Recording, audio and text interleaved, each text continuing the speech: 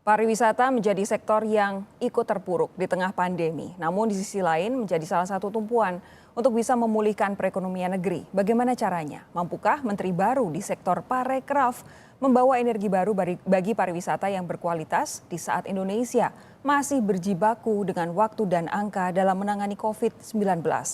Kita sudah bersama Menteri Pariwisata dan Ekonomi Kreatif Sandiaga Uno. Selamat malam Pak Menteri. Saya belum bisa mendengar suara Bung Sandi. Mungkin teman-teman di studio bisa diperbaiki. Yang jelas, karena ini wawancara saya pertama dengan Bung Sandi, saya mau mengucapkan selamat mengemban tugas baru di Kabinet Indonesia Maju. Siap ya? Ya, insya Allah siap. Dan mudah-mudahan kita semua bisa berkolaborasi, berinovasi, beradaptasi, menyatukan seluruh langkah-langkah kita ke depan, memastikan kita bisa mengatasi dari sisi kesehatan, terutama bagaimana kita menerapkan protokol kesehatan yang ketat dan disiplin dan membangkitkan, memulihkan sektor pariwisata ini. Berbenah sesuai dengan arahan dari diskusi saya dengan Bapak Presiden. Bung Sandi, begini, sebelum kita bahas soal pariwisata di tengah pandemi, saya mau bertanya lebih dulu. Anda menggantikan Pak Wisnu Tama sebagai Menteri Pariwisata dan Ekonomi Kreatif. Anda masuk ke dalam kabinet setelah reshuffle. Apa yang kira-kira membuat Presiden lebih yakin Anda bisa bekerja lebih baik di sektor Parekraf dibanding Pak Wisnu Tama? Ya, tentu secara etika itu prerogatif Presiden, hak prerogatif beliau. Dan saya melihat bahwa ini satu tugas yang amat sangat berat ya. Karena kalau dilihat konteks dari COVID-19 ini, kebetulan saya ini baru juga sembuh dari COVID-19 ini. Di hari yang sama saya dipanggil ke istana. Itu adalah satu pengalaman yang betul-betul berat ya. Dahsyat karena saya yakin bahwa kita harus kedepankan aspek kesehatannya dan untuk faktor pendorong dari sektor pariwisata dan ekonomi kreatif untuk membuka peluang bangkitnya ekonomi Indonesia adalah bagaimana kita memastikan aspek kesehatan ini kita betul-betul jalankan dan memastikan bahwa kurvanya kita landaikan dan kita bisa mengatasi sisi kesehatan dari COVID-19 ini. Itu dia, yang kita hadapi saat ini utamanya adalah krisis kesehatan yang berimbas kemana-mana. Apa sebenarnya yang dititipkan Presiden saat memberi Anda tugas sebagai Menteri? Kami semua pasti membayangkan Anda dititipi tugas untuk memutar kembali roda ekonomi di bidang pariwisata, tapi di sisi lain kita semua memang tengah berhadapan dengan pandemi yang hanya bisa diputus ketika orang tidak kemana-mana. Nah, apa yang dititipkan Pak Presiden saat memberi tugas Anda? Pak Presiden memberikan satu arahan sangat spesifik bahwa 1 tahun ke depan kita harus berbenah secara totalitas dari segi bagaimana kita menghasilkan produk yang betul-betul kelas dunia dari 5 destinasi super prioritas. Yang ada di belakang saya ini adalah gambar-gambar yang sangat tentunya fenomenal dari 5 destinasi super prioritas ini, dari Danau Toba, Borobudur, Likupang di Sulawesi Utara, Labuan Bajo di NTT, dan juga Mandalika di NTB.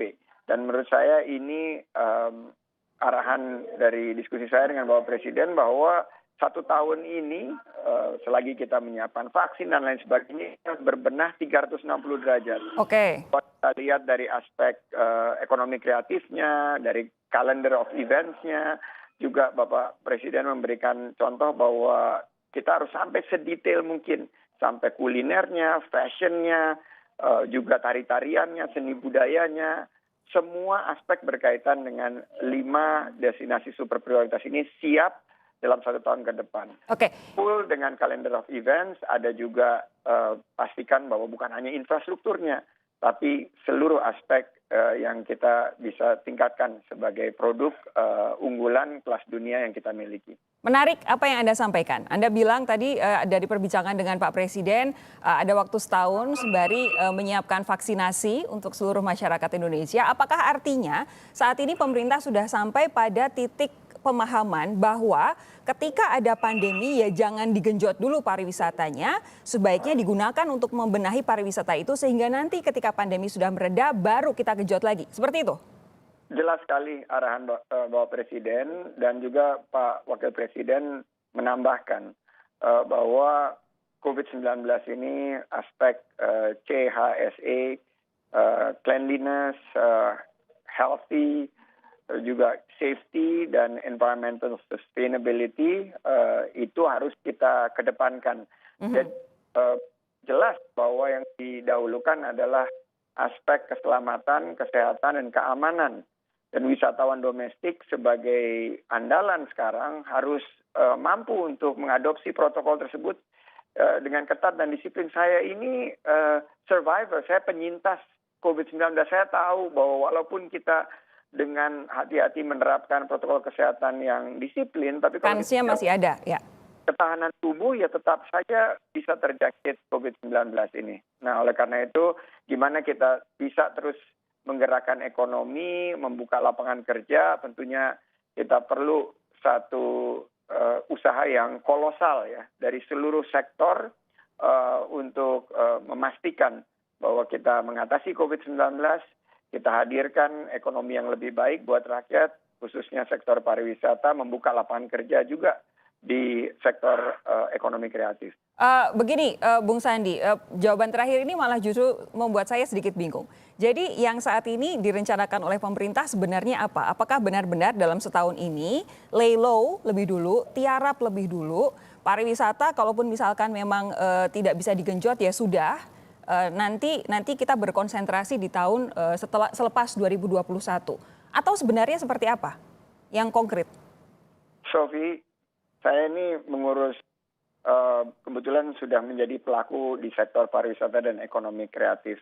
Lapangan kerja yang hadir di sektor ini sekitar 30 juta lebih. Dan Bapak Presiden sangat mengerti bahwa hidup matinya puluhan juta masyarakat yang ada di sektor ini bergantung kepada regulasi dan signal yang kita berikan kepada masyarakat. Signal yang paling pertama adalah aspek kesehatannya adalah tidak bisa dinegosiasi. Kedua, jika aspek kesehatan itu sudah diaplikasikan, tentunya kita harus bidik dengan strategi yang targeted dan segmented, sehingga di dalam koridor tersebut, mau disebut travel bubble, mau disebut green zone dan lain sebagainya, kita bisa memastikan bahwa puluhan juta masyarakat yang bergantung di sektor pariwisata dan ekonomi kreatif ini bisa kita prioritaskan, bisa kita selamatkan, dan bukan hanya, seperti saya bilang, bukan hanya bertahan, tapi justru bisa menangkap peluang berbenah untuk bisa menjadi pemenang ke depan.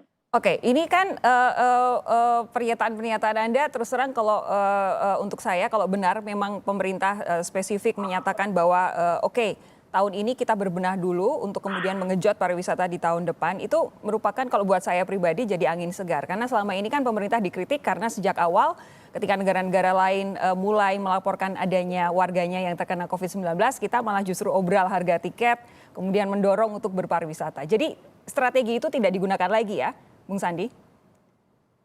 Kita pastikan bahwa COVID-19 ini harus kita atasi dengan tentunya bauran kebijakan. Saya sekali lagi mengulang kembali Mbak Sofi bahwa saya baru saja sembuh dari COVID-19 dan ini jangan main-main. COVID-19 ini merupakan satu ujian bagi kita. Tapi sektor pariwisata dan ekonomi kreatif ini tidak bisa diam saja. Mereka harus berinovasi. Apakah produk-produk yang bisa dijual tentunya dalam konteks saat pandemi sekarang. Kedua adalah adaptasi. Mereka beradaptasi dengan protokol kesehatan yang sangat ketat dan disiplin. Dan kalau kita bisa menciptakan satu program seperti yang kita lihat, travel bubble, yang sudah mendapatkan endorsement, ahli-ahli seperti Profesor Hasbullah Tabrani yang sangat mengerti untuk kesehatan masyarakat, menyatakan, oke San, jalan seperti ini. Dan kalau pemerintah di sisi kesehatan sudah menyatakan oke, kita harus memberikan satu 100% secara totalitas mendorong supaya kantong masyarakat. Saya baru ditelepon sama Pak Suharto Monoarfa dari tentunya Bapak Menteri Kepala Bappenas, menyatakan berkurangnya jam kerja di sektor pariwisata ini sudah lebih dari 60%. Jadi yang biasanya bekerja, jadi mungkin angka PHK-nya tidak terlihat, tapi karena mereka dirumahkan, mereka tidak punya penghasilan, mereka akhirnya tidak memiliki kemampuan, tidak memiliki mata pencarian, biaya hidup yang tinggi, mereka akhirnya terpuruk secara ekonomi. Nah ini yang harus kita berikan satu kolaborasi. Saya sudah bicara sama Bu Risma kemarin, Bu, saya minta alokasi untuk sektor pariwisata dan ekonomi kreatif, beliau sudah menyanggupi. Saya bicara sama Pak Lutfi untuk Menteri Perdagangan, bagaimana caranya diberikan keberpihakan kepada pengusaha-pengusaha lokal, UMKM di sektor pariwisata dan ekonomi kreatif. Saya minta Pak Bahlil di Menteri Investasi untuk memberikan insentif bagi sektor ini, dan juga buat Pak Erik yang keleluasaannya adalah memiliki neraca dan likuiditas untuk membantu sektor yang sangat-sangat strategis ini menurut saya. Oke, Bu Sandi begini. Ini itu tadi yang Anda jelaskan adalah gambaran untuk jangka panjang dalam kita menghadapi pandemi COVID-19 yang kayaknya masih akan lumayan panjang karena vaksinasi kan tidak mungkin selesai dalam waktu yang cepat begitu. Pun kita masih menunggu vaksinnya siap dulu. Tapi begini, terakhir kali liburan panjang itu adalah akhir bulan Oktober, waktu itu Maulid Nabi, ada long weekend. Dan benar-benar terbukti 2 pekan sesudah long weekend, angka kasusnya melonjak. Dan ini sudah disampaikan juga sejumlah gubernur. Saya ingat yang paling keras waktu itu adalah Kang Emil, Ridwan Kamil dari Jawa Barat, yang meminta pemerintah pusat untuk mengkaji ulang apakah manfaat liburan itu sebanding dengan risiko penularan COVID-19. Kalau ini kemarin kita lihat sebelum Natal, bahkan bandara penuh. Tes antigen saja sampai mengantre sampai ribuan orang. Dan Natal saat ini kita rayakan, tapi masih akan ada 1 minggu lagi sampai dengan tahun baru. Apa kira-kira strategi konkret supaya memastikan bahwa tidak ada pelonjakan sesudah liburan tahun baru? Protokol kesehatan yang ketat dan disiplin.